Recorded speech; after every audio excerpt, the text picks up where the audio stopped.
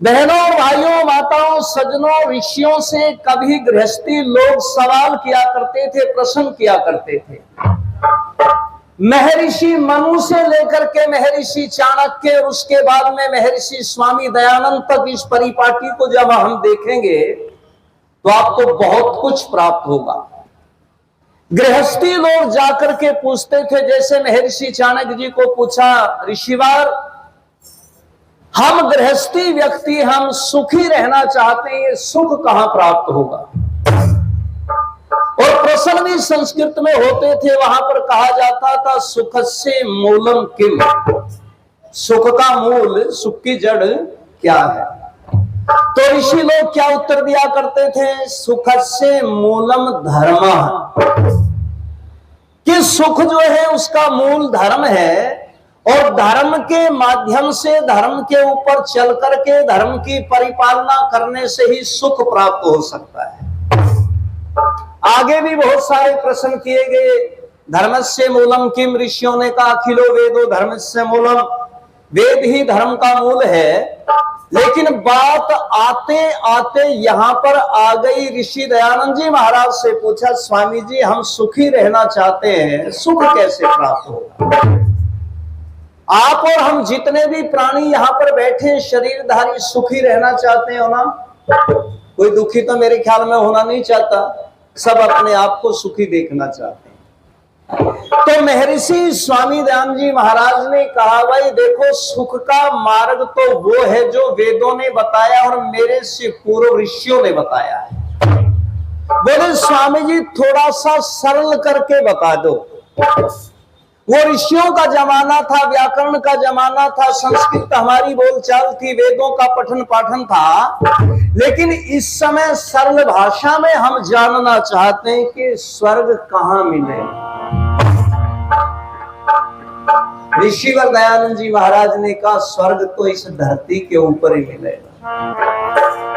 और सुनो भरतपुर के लोगों, और यदि मैं उस बात को थोड़ा सा और इस मंच की आज्ञा लेकर के कहूं तो बहनों और भाइयों माताओं सज्जनों, स्वर्ग राजस्थान की धरती के ऊपर है। अभी तो तालियां और बजानी पड़ेंगी। राजस्थान तो बहुत लंबा चौड़ा है, 25 लोकसभा की सीटें हैं इसमें।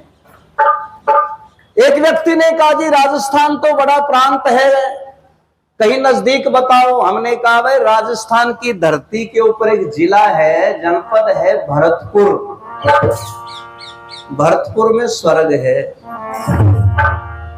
बोले जी भरतपुर जिला भी बहुत बड़ा है। हमने कहा भाई भरतपुर के जिले के किसी गांव में, किसी मोहल्ले में पहुंच जाओ, और मैं अधिक गांव के नाम नहीं जानता, बछामदी में पहुंच जाओ है? तो आपको बछामदी में स्वर्ग मिल जाएगा।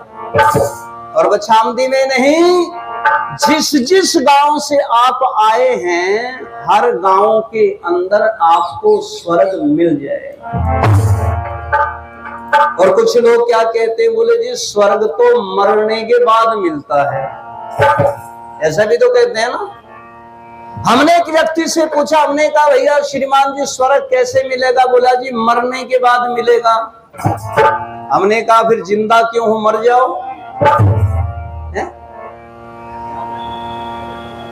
मृत्यु से और मरने के बाद स्वर्ग का कोई संबंध नहीं है बहनों और भाइयों माताओं सज्जनों। स्वर्ग तो जीते जी मिलेगा। और यदि मैं यूं कह दूं कि मिलेगा नहीं बल्कि स्वर्ग तो बनाना पड़ेगा। कैसे बनाना पड़ेगा? ये ऋषियों की परिभाषा में आपके बीच में बता रहा हूं। स्वर्ग कहां पर है, किस परिवार के अंदर है, किस घर के अंदर है? बहुत सुंदर गीत लिखा है कवि ने कि पति और पत्नी में जहां प्यार है,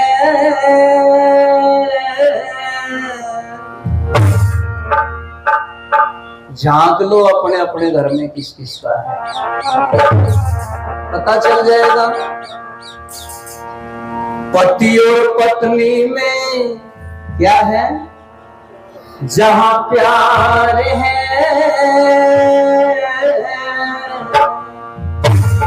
धरती के स्वर्ग का वो द्वार पति और पत्नी में जहाँ प्यार है, धरती के स्वर्ग का वो द्वार पति और पत्नी में जहाँ प्यार है।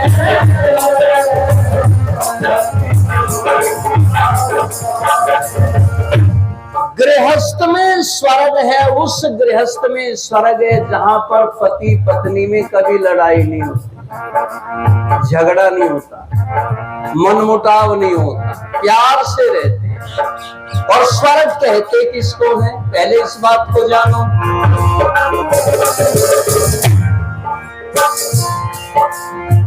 स्वर्ग है दुख का जहां पर अंत है, रहता हरदम वहां बसंत है।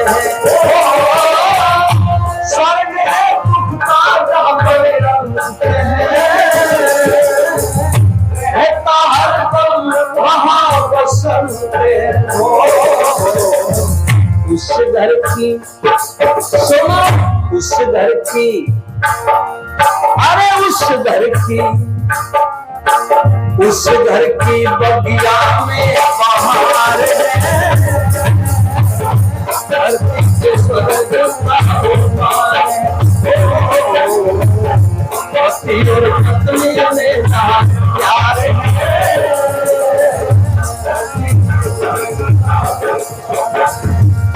वहां है स्वर्ग दुनिया के लोगों, जिस घर में पति पत्नी में कभी लड़ाई नहीं होती। अच्छा, जब विवाह संस्कार होता है उस समय वेद का विद्वान आचार्य पंडित जब मंत्र बोलता है तो वहां एक क्रिया होती है, जिनका विवाह हुआ उनको याद होगा है? एक क्रिया होती है कि पंडित जी कन्या से कहता है, कन्या से क्या कहता है, तुम अपना दाहिना हाथ अपने वर के हृदय पर रखो, और हृदय के ऊपर हाथ रखवा करके पंडित जी कहते हैं बेटा बोलो सम हृदयामी। और कन्या क्या कहती है, सम हृदयामी। इसका अर्थ क्या है, मेरा और आपका हृदय आज से पहले अलग अलग था, लेकिन आज सम मैंने बराबर आज एक हो गया है।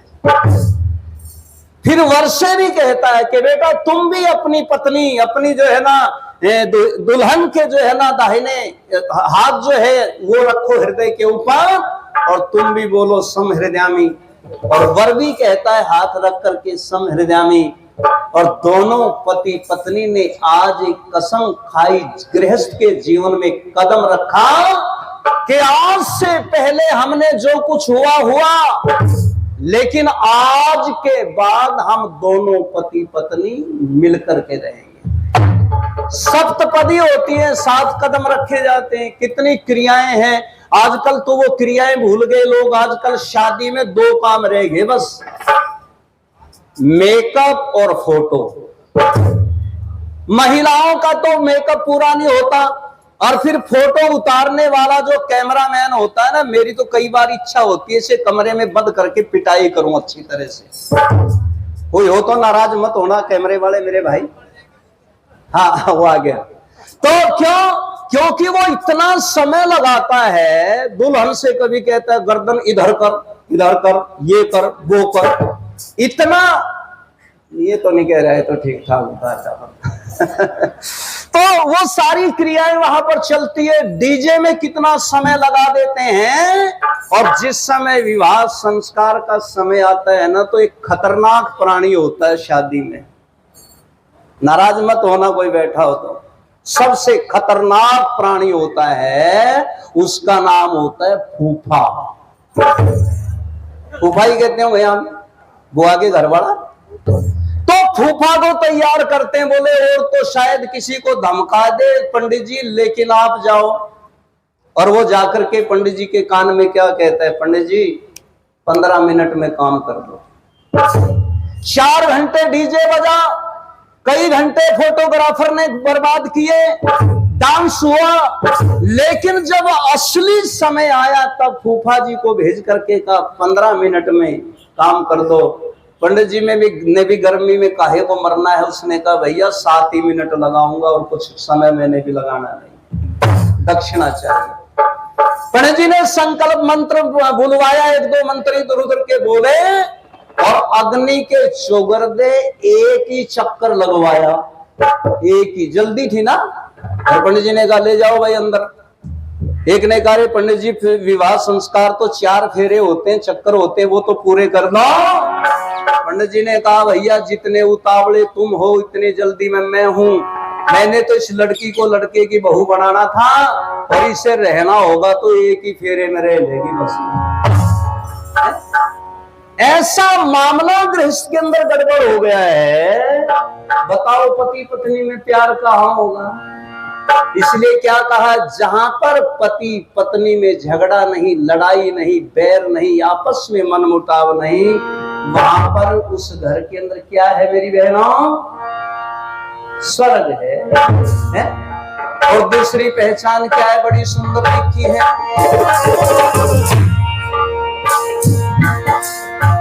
वृद्धों की सेवा प्रेम बच्चों से, सजता हो घर रेशम के लच्छों से। वृद्धों की सेवा प्रेम बच्चों से, सजता हो घर रेशम के लच्छों से। आए अतिथि का सत्कार है,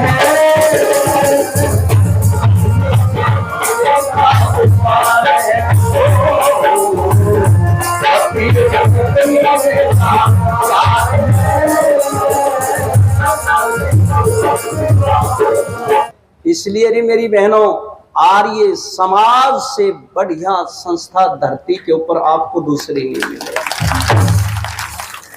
जहां पर यह कहा जाता है कि पति पत्नी के संबंध क्या है, इनका महत्व क्या है, पत्नी के बारे में समझाया जाता है कि पत्नी वो होती है जो अपने पति का पतन नहीं होने देती। और आगे एक शब्द जोड़ दिया धर्म पत्नी। अरे पत्नी वो होती है जो स्वयं भी धर्म पर चलती है, पति को भी धर्म पर चलाती है, उसे धर्म पत्नी कहते हैं। और पति शब्द का अर्थ है जो रक्षा करने वाला होता है। इसलिए इन शब्दों का प्रयोग यहाँ आर्य समाज के मंच से सिखाया जाता है।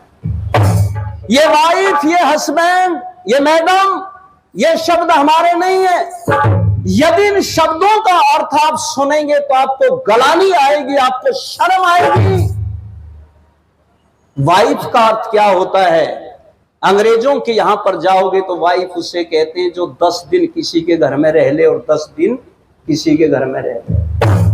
और यहां हमारे बाबूजी बड़े मजे से कहते हैं, हमने कहा रे देवी जी कहां है? बोले जी मेरी वाइफ। मैंने कहा वाइफ कहां है? बोले जी वाइफ का पता नहीं है, 10 दिन हो गए, वो तो किसी सत्संग का नाम लेकर के गई। मैंने कहा वाइफ तो ऐसे घूमेगी भाई, वो घर में नहीं रहेगी, घर में तो पत्नी रहेगी है? ये जो संबंध हमारे घर में खराब कर दिए इन पाखंडियों ने। और मेरी बहनों, इस देश को आर्य राष्ट्र आप बना सकती है।